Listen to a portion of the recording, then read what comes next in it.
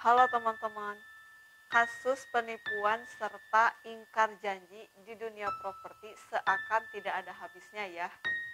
Seperti pembangunan yang tidak selesai, spesifikasi bangunan yang tidak sesuai dengan perjanjian, atau bahkan rumahnya pun belum jadi. Nah, ini mengakibatkan konsumen atau pembeli merugi sangat banyak.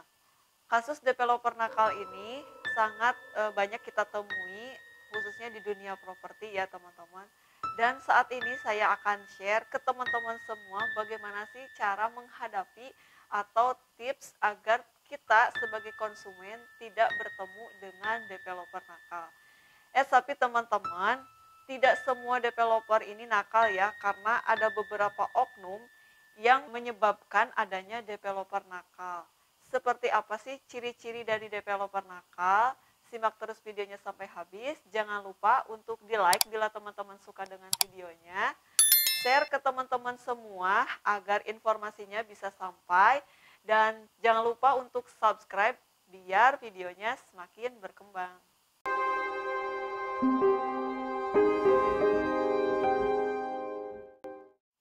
Developer nakal ini ada yang langsung meninggalkan proyeknya, ada juga yang beralibi akan menuntaskan hak-hak konsumennya. Tapi teman-teman perlu juga waspada kalau misalnya teman-teman atau malah sudah terjerumus oleh developer nakal, sebaiknya teman-teman segera bertindak atau melaporkan kasus developer nakal tersebut. Karena teman-teman mungkin saja ada yang sudah membayar uang muka atau bahkan sudah melunasi rumahnya yang tadinya harus segera akad, tapi diakibatkan developer nakal ini sehingga proses akadnya teman-teman akan tertunda. Seperti apa sih ciri-ciri dari developer nakal? Karena di mana-mana kita juga perlu waspada terhadap developer nakal ini. Yang pertama, informasinya simpang siur. Nah, ketika teman-teman memperoleh brosur atau misalnya informasi mengenai developer perumahan, terkadang si informasinya itu berbeda, maupun itu yang di brosur, di website, atau mungkin ketika teman-teman menghubungi pihak developernya. Nah, ini teman-teman perlu kewaspadaan atau perlu adanya kecurigaan. Kenapa sih di brosurnya seperti A, lalu kemudian ketika teman-teman menghubungi pihak developernya ternyata penjelasannya sangat beda atau simpang siur. Nah, yang kedua, harganya di bawah pasaran.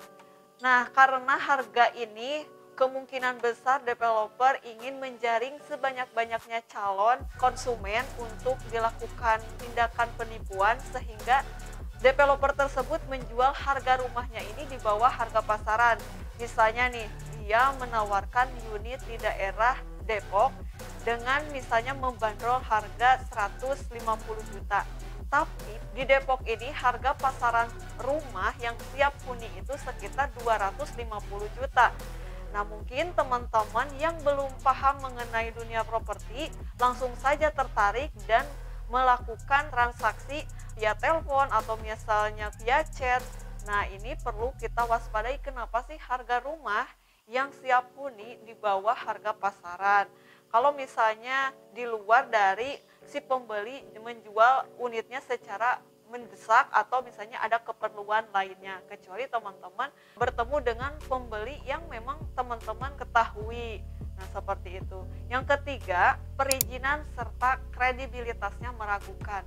Nah, ini ya teman-teman, ketika developer nakal ini bertemu dengan teman-teman, banyak sekali alasan yang akan diberikan ketika teman-teman ingin mengetahui apakah legalitasnya ini sudah memenuhi atau belum. Nah, biasanya developer nakal ini tidak mengurus yang namanya izin mendirikan bangunan atau IMB-nya itu tidak diurus atau bahkan belum selesai. Nah, ini teman-teman jangan sampai teman-teman melakukan transaksi kepada developer yang belum mengurusi yang namanya IMB. Nah, itu dia ya teman-teman ciri-ciri dari developer nakal. Nah, karena kenapa sih kita harus share informasi ini supaya teman-teman yang belum melakukan pengajuan KPR atau misalnya yang mau melakukan transaksi kepada developer, untuk membeli rumah secara langsung maupun itu KPR harus mengetahui dulu track record dari si developer tersebut. Nah, ini saya akan share juga cara untuk mengantisipasi teman-teman agar tidak terjebak oleh yang namanya developer nakal. Yang pertama, cek dulu legalitasnya. Ketika developer itu sudah mengurusi yang namanya legalitas, tentu akan terbuka kepada konsumen atau bahkan sudah tertera di yang namanya REI, yaitu Real Estate Indonesia. Nah, teman-teman bisa cek apakah sudah terdaftar di anggota REI atau belum. Nah, kemudian minta kepada developer tersebut untuk menunjukkan apakah legalitasnya ini masih aktif atau tidak. Jangan-jangan masa legalitasnya ini sudah habis masa berlakunya, kemudian tidak diperpanjang. Nah, seperti itu ya teman-teman. Walaupun ada legalitasnya, kita juga harus cek apakah masih berlaku atau tidak, atau jangan-jangan legalitasnya kopian atau editan. Nah, yang kedua, survei langsung ke lokasi. Ketika teman-teman mengetahui adanya pengembang di suatu lokasi, misalnya pengembang tersebut berada di Jakarta Selatan, namun unitnya berada di Depok atau misalnya Bogor, kemudian teman-teman tertarik karena misalnya unitnya ini berada di Depok, dekat dengan tempat bekerja atau dekat dengan rumah orang tua, seperti itu. Kemudian teman-teman menghubungi pihak developer. Nah, tapi teman-teman tanpa adanya survei kepada lokasi unitnya atau misalnya tanpa teman-teman mengetahui dulu lokasi dari kantor si developer. Nah, ini jangan juga dilakukan ya teman-teman. Kalau misalnya teman-teman belum langsung mengetahui lokasi proyeknya di mana, lokasi kantor si pengembangnya di mana, jangan tiba-tiba atau jangan langsung percaya begitu saja ketika teman-teman melakukan transaksi via online atau via WhatsApp. Nah, ketika teman-teman sudah mengetahui, misalnya ketika di search di Google atau misalnya di media sosial, unitnya berada di Depok, langsung saja teman-teman survei ke lokasinya. Kemudian cek dulu apakah benar perumahan tersebut dilakukan pembangunan oleh si developer A, atau mungkin si developer tersebut ngadi-ngadi alias mengada-ngada kalau misalnya rumah tersebut dibangun oleh si developer A. Nah, seperti itu ya. Yang ketiga, perhatikan contoh bangunan. Ketika teman-teman ingin melakukan survei ke lokasi proyek atau lokasi perumahan dari si pengembang tersebut, tentunya si pengembang biasanya menyediakan satu unit rumah yang dijadikan rumah contoh. Misalnya rumah contohnya ini sudah full furnish atau misalnya kosongan. Nah, tentu teman-teman bisa secara langsung melihat, bahkan mungkin teman-teman merasakan secara langsung rumah yang nantinya teman-teman ajukan seperti apa. Kalau misalnya di proyek tersebut baru saja melakukan pembangunan, kemungkinan besar rumah contohnya belum selesai, dan teman-teman juga jangan langsung buru-buru booking atau misalnya melakukan transaksi, karena teman-teman harus tahu dulu nih bangunannya seperti apa atau misalnya progresnya seperti apa. Jangan-jangan itu hanya akalan-akalan dari si developer, karena kalau kita sudah mengetahui rumah contohnya seperti apa, tentu akan berpikir ke depan rumahnya mau seperti apa dan mau digimanain sih, dan apakah memenuhi kebutuhan dari teman-teman. Kemudian yang keempat yaitu bukti proyek. Nah, ini bukti proyek ini seperti IMB atau misalnya izin mendirikan bangunan. Nah, ketika teman-teman melakukan transaksi kepada developer, teman-teman harus cek terlebih dahulu yang namanya IMB.